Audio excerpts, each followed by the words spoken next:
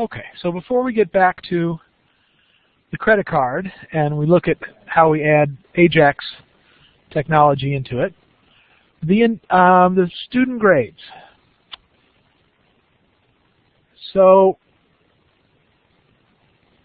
what I wanted to draw your attention to was the mistake that I made in the student.java. So if we look at the calculate grade servlet,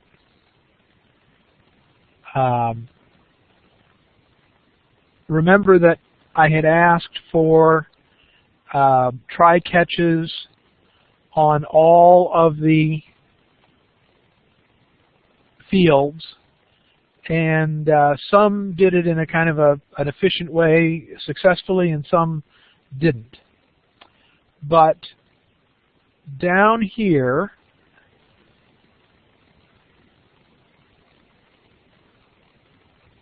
when we build, so if we go through and we're building our student object, and so I'm sorry, I'm going all the way back.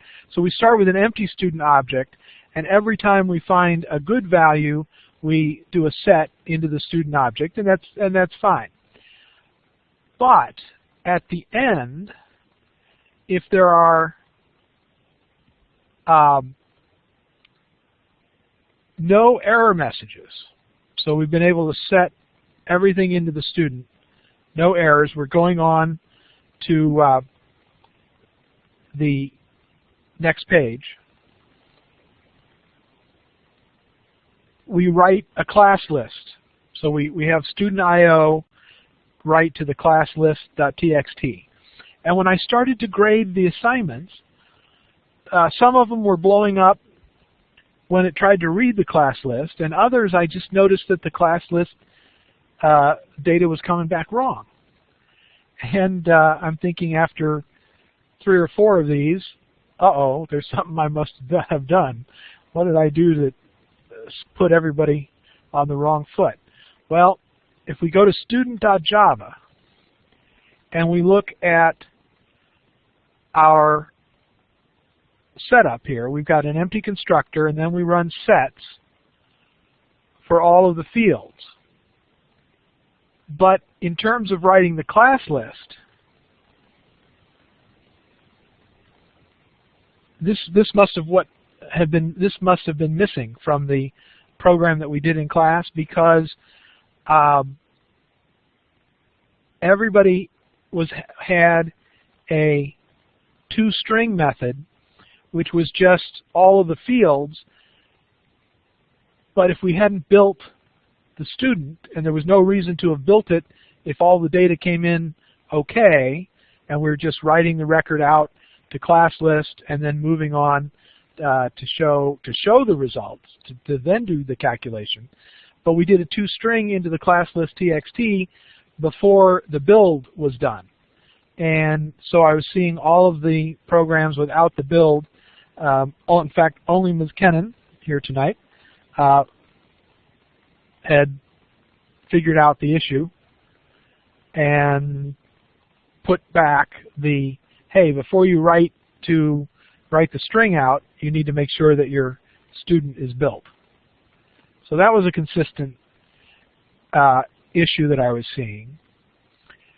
The other one was in students JSP.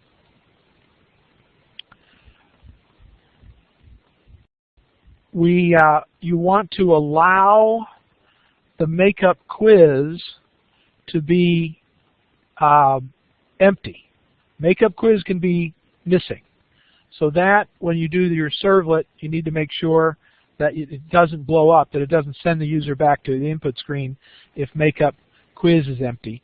And then the other thing that we hadn't done, sorry, I got a copy of this. I got a copy that must have been completed.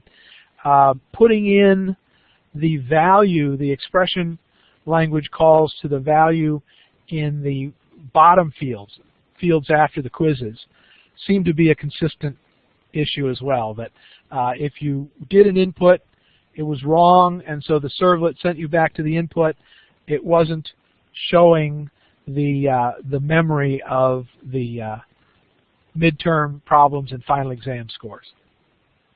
So those are the things I noticed, but the bug that I assume was in my original program was the toString not having the built check on it before it wrote out the data. Yours has it? Well, I don't know why I wasn't seeing it multiple times. So I assumed I hadn't done it, but maybe, I don't know. Anyway, in terms of regular problems, that was one of them. Okay, well, on to bigger and better things. We've got our credit card underway, and of course you're going to do most of it. But I wanted to do a quick look at the implementation of Ajax, which is just designed to give a little smoother, nicer experience for the user so that it doesn't appear that all of these postbacks are occurring all the time. And if we look at the servlet, we're only going to use Ajax for the history display. So we've got this history option, and if that is asked for, we're going to do the following in terms of the servlet. So after, well, I don't have a lot of stuff here, so I've got new, I don't even have existing. So assuming that, you know, you're going to put in code for all other operations, one of those will be that the history was requested. And we can check that by asking if the action, remember we're pulling the string action as a get parameter call to the action type hidden field. So if action equals ignore case is the word history, which is what the page sends through, then our URL has changed. We are going to go to a new file, a new JSP, not a file, program, a new JSP called history. But everything else is the same. We're still going to put the card on the session. We're going to make cookies for the ID. It's just that we're not going to return to the main page. We're going to move ahead to a history page. So if we implement that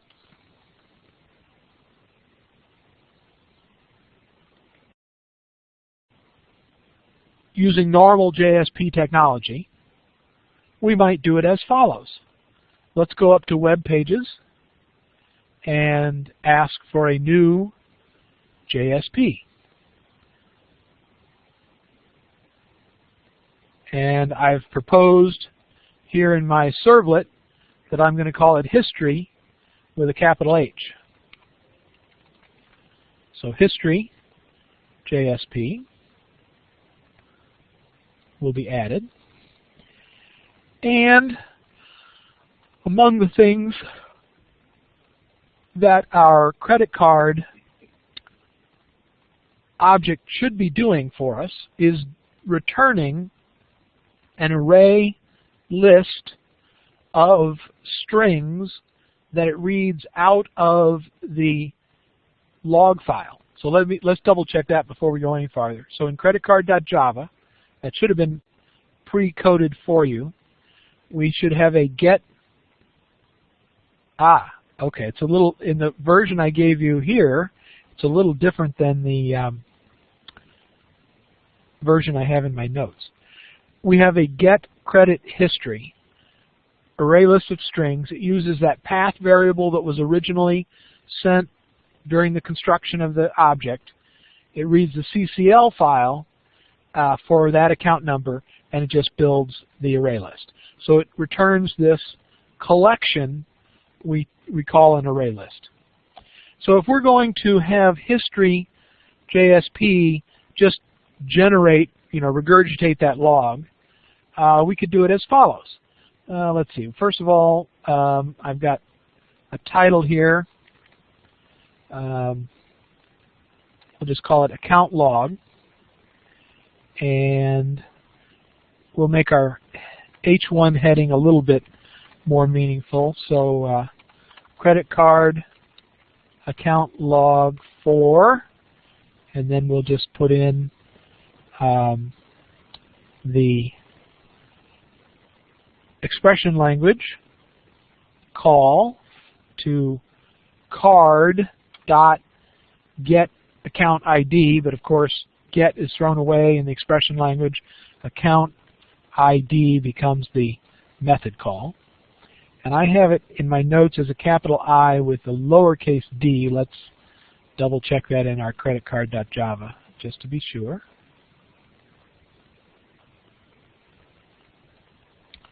Where are you? Up. Round and round and round we go. There we go. Okay, so get account ID. Throw away the get. Capital A becomes lowercase, and yes, I only have a capital I and then a lowercase d. All right, so history JSP is going to display the log information. And we can do that with our friendly JSTL.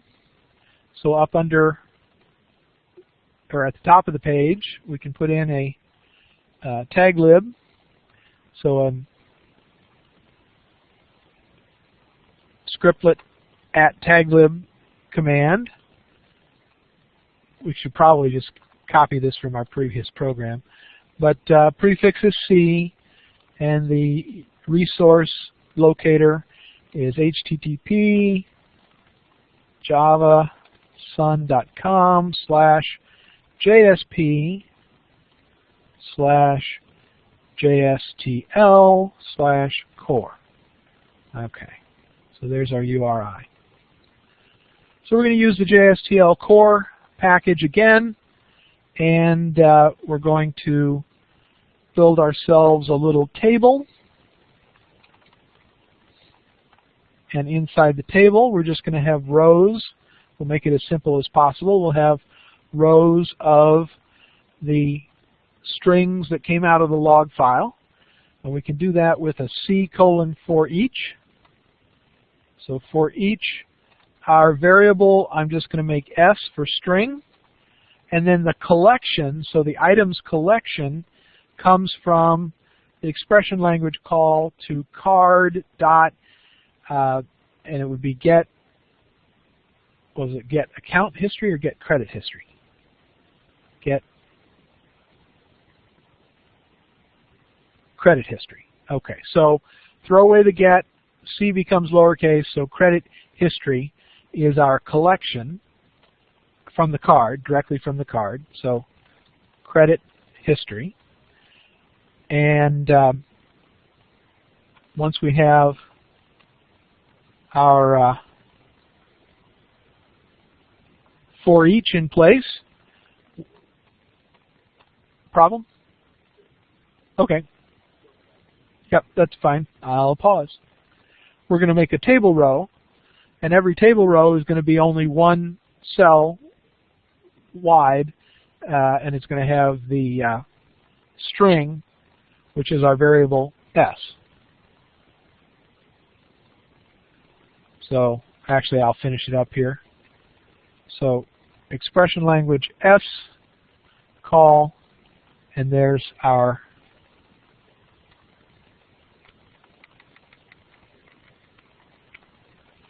page. So we're making it a very, very simple page, independent. So as long as we move to this page with our dispatcher, it should pop up. But in its normal construction here, it'll pop up as a separate tab. But I'll wait for you to get caught up on the typing.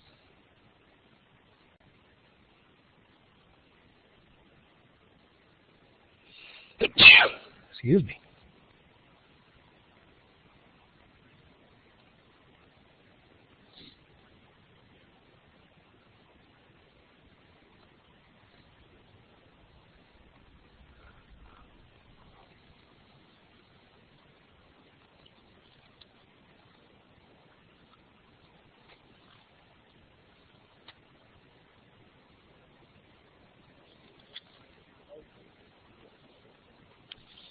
Oh, I'm sorry, what's going on?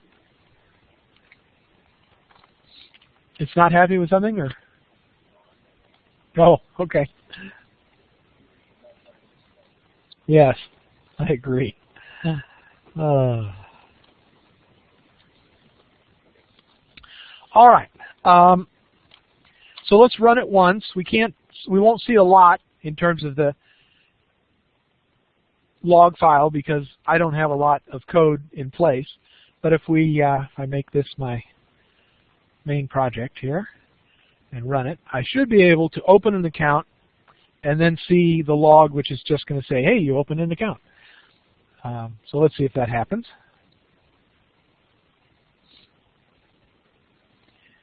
So new account, it did bring up 79262 for me, and if I want to display history, oh, it crashed. That's not too good.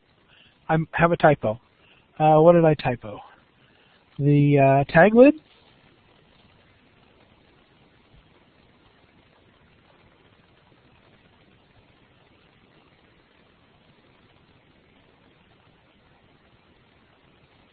Oh, okay. Well, actually, that's a very good message to get. Cannot be resolved in the web XML or the jar files. Okay, so I forgot to import my library. Well, shame on me. Let's close that and go back to libraries. Yes, indeed, I'm missing the JSTL. So we'll right-click on libraries and add a library. Scroll down to our JSTL and add it in. Okay. Now it should be happier. Let's see.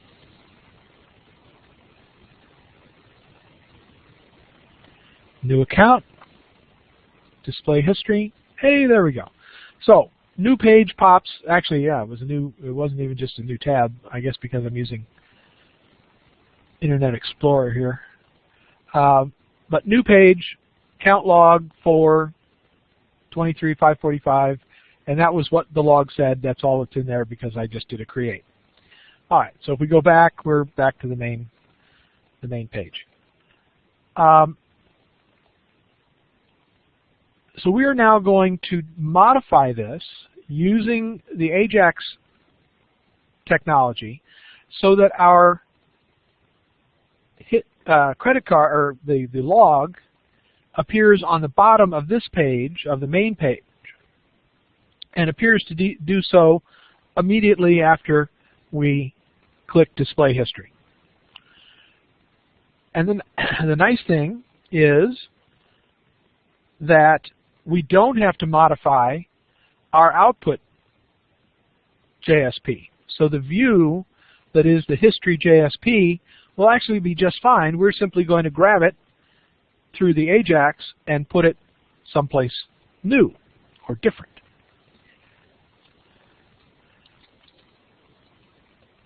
So for that to work, we're going to make some changes in card trans JSP.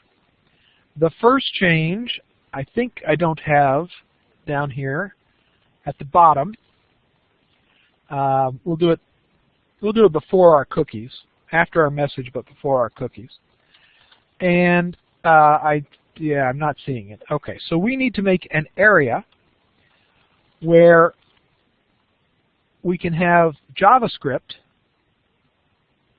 grab the text that comes back, that page, and put it in. So we're going to make a div. So we're going to make a div area, a div element, and we need to give it an ID, which in my notes I gave it as results. And we're going to have at the start of the page nothing in the div area. So opening tag, div tag, closing div tag, nothing in between. But the div is named results.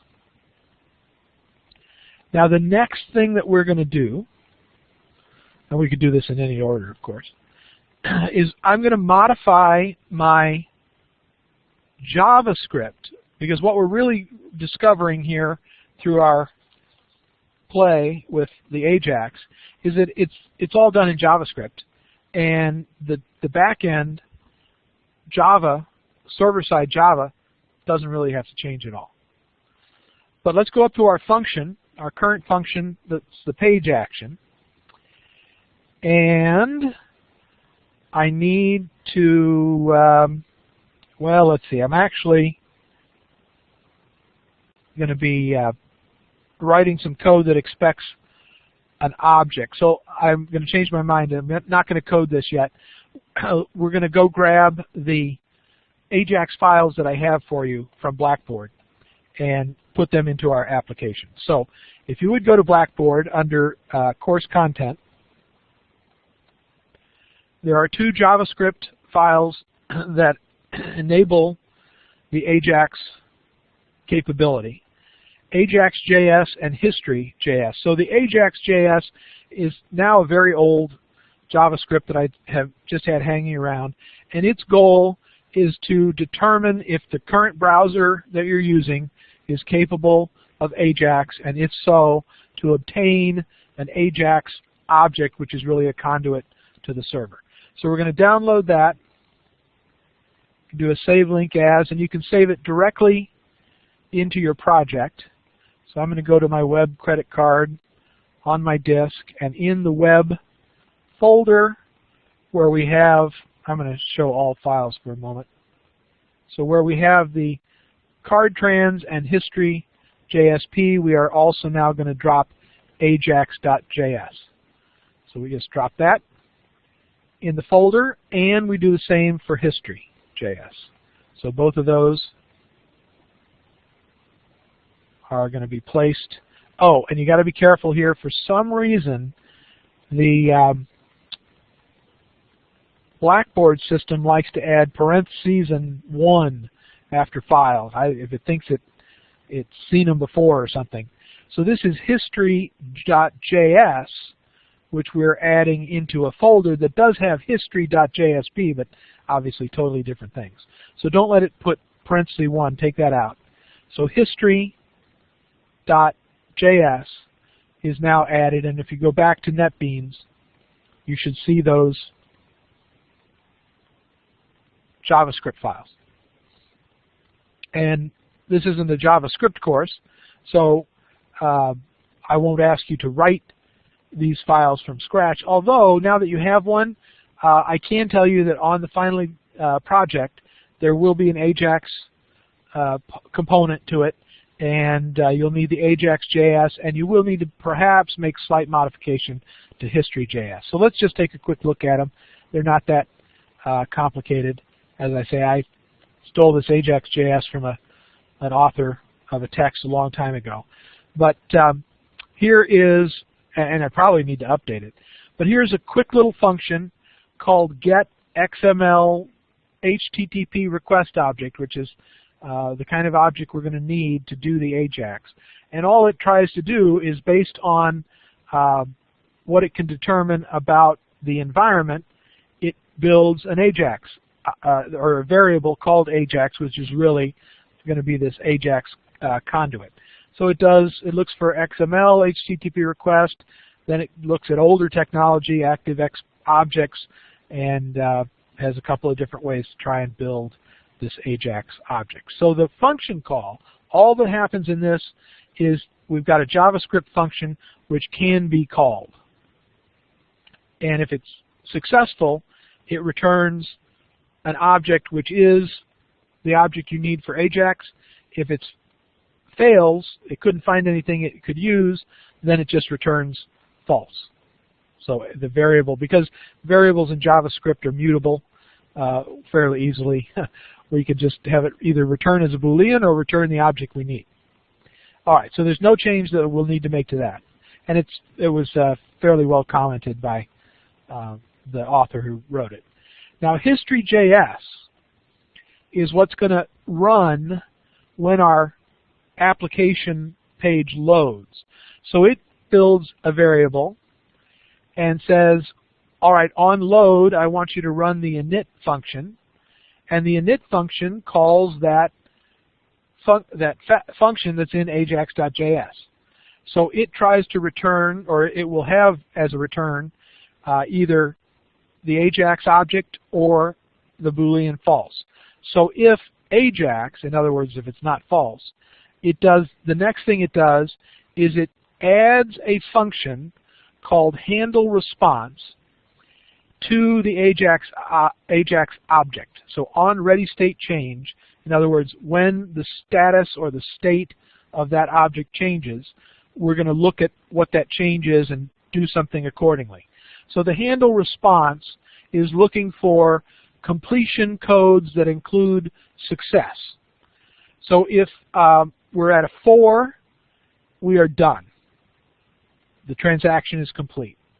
And remember, this is a behind-the-scenes conduit to the server.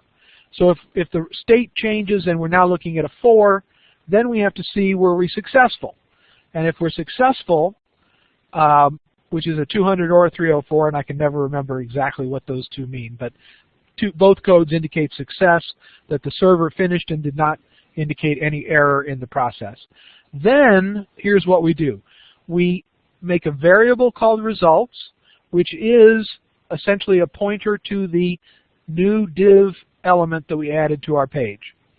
So we're going to ask for results element, and we're then going to set the inner HTML as the response text that came back on Ajax. Now you can do this on the Ajax object. You can do it through text. HTML text is expected here. You can also do it with XML. So there's you can actually write a much more complex response that looks through XML tags that come back and operates accordingly. But we can do it very simply by saying, all right, if we're able to get the results div element linked, we're going to set its display, basically, to be whatever the text version of the response is on the Ajax object, and the Ajax object response text should be our history JSP page. So it comes back as text. If that fails, in other words, the server's finished but did not indicate a success code, we're going to just try again by a normal submit of the card form. So we're going to just say, all right, Ajax failed, just go ahead and submit normally. All right, so back to our card trans JSP. Before the JavaScript function that I had already, we're going to need to make those JS files available in our page. So the first script will be the source file Ajax, whoops, I'm outside my double quotes, ajax.js. And the type is text JavaScript, and there's nothing that needs to go in between the script elements. So we're going to have an open tag that really loads the Ajax.js file, and of course there's nothing that executes in that file. It just has our function call. But then we have the script where the source is history.js, also type of text/JavaScript.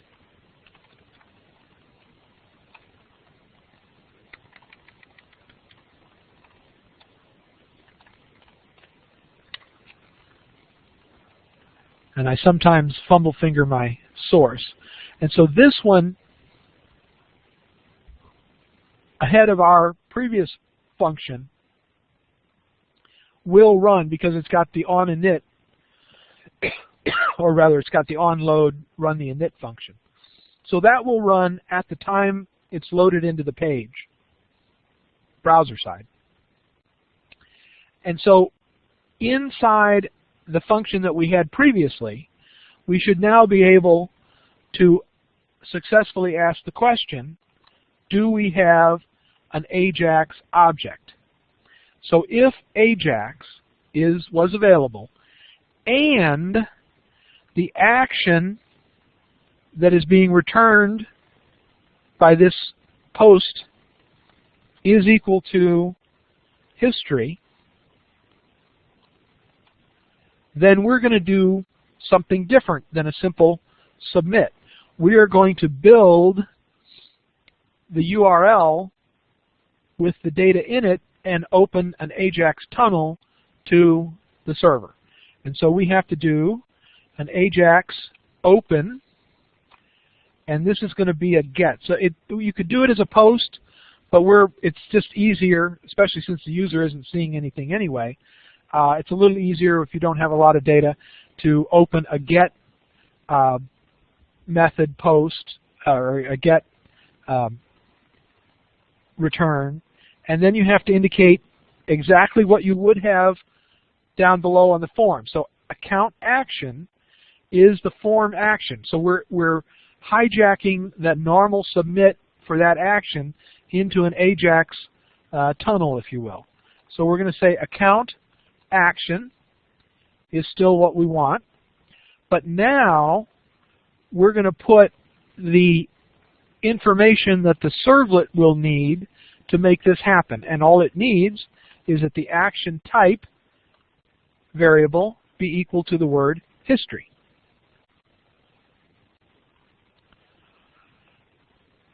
And remember that we haven't looked at this in a while, but I think we did at the very beginning of the course. The servlet has a get, a method that responds to a get call and another method that responds to a post call, and they both go into that primary method protected process request. So it does, a get will be intercepted by the do get, just the way the post has been intercepted so far. So the servlet should respond. The XML is pointing to account action servlet as the intercept for any form action that has account action on it. And so just like we had down here, we're going to send action type equal history. There's no other data that has to go to the servlet to make that happen. We're doing it as a get, and then we just try to send. So we're going to do an ajax.send, and I can't remember exactly why, but we put null as the parameter to the send method. If that fails for any reason, or if Ajax was never available to us from that initial function call, then we're just going to have the form submit itself in the usual way. So our card form will submit if the Ajax is not an option.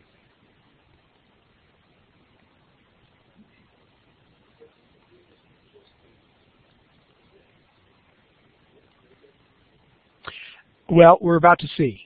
And it's purely a, in a sense, a style issue. It's designed to make the application smoother and look more like a desktop application in terms of where things are appearing on the page, and not saying, oh, I'm going through a post back to the server and doing stuff. We're just going to do it behind the scenes. Well, if I've got everything coded, I think I do. If everything is typed correctly, I think I'm ready to test this. So I'm going to run. I ought to clean and build first, just to be on the safe side, and see if it tells me anything nasty. Seems to be happy at that, so I'll run the app. Okay, so a new account, anything else we're doing is going to look the way it always has.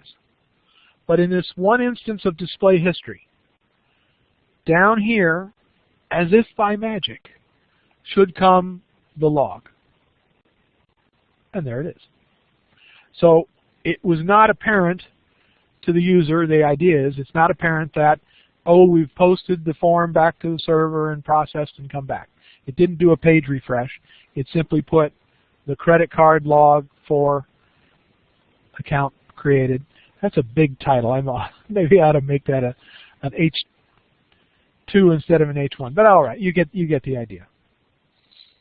And so the JSP view, which was rendered on the server and became the response object, it was simply grabbed by the JavaScript as the AJAX response text and linked into the div area. Yes. Yeah, so this is browser. Yes. Yeah. And that's really what we're demonstrating, is that this is browser-side technology. And from the server, in terms of the action servlet and the web XML, it looks exactly like a regular postback. Somebody submitted the form, and the form has account action on it, and so we're going to let the servlet for account action take over. But what really happened is that this AJAX tunnel was the source of the submission.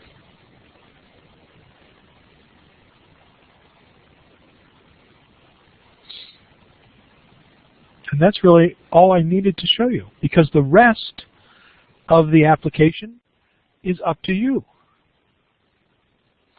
Now, in terms of our schedule, got some exciting news to give you. Well, you already know. Spring break next week. So no class on the 14th. And then some additional exciting news. I don't know if it's exciting or not. On the 21st, when we would have returned, I need to cancel you all because I'm giving a test in the class ahead of you, and they don't have enough time to do their test. So I'm going to let them run from 7 to 9, and you all will not need to come in on the 21st either. So you'll have 2 weeks off. I will, because we have one less week in the second half. We only have 7 weeks in the second half of the semester instead of 8. So it's been that way for several years in the spring semester, and nobody can figure out why or explain why. But anyway, because of that, I will probably go ahead and issue a lecture for that week, a recorded lecture, on the beginning of our next project. And I didn't post it tonight, but just to let you know that that project that we'll introduce right after spring break is the model for the final project that you'll do, again, primarily on your own. So I'm going to go ahead and post this new project, which is a database little mini system, and I'll also post the final project, and you'll be able to sort of see them working together. We'll work on just the first project, and then you can be working on the final project. So you're going to have many, many weeks to get it going. There is another project in between, so I'm going to have 2 more projects that we do as homework assignments before the final, and that one is the one right before the final project is the JPA, the persistence. So we'll introduce a database project, do it in a traditional JDBC driver way, and then we'll introduce our persistence, which is a really cool tool for doing database connections. And the honors project, if anyone here or out in the video land wants to do the honors project, just to let you know, that will be an optional component on the final project. So you'll know pretty soon what the honors project is, but we won't have built all the technologies for a few weeks for you to do that. Okay, thanks very much, and have a good spring break.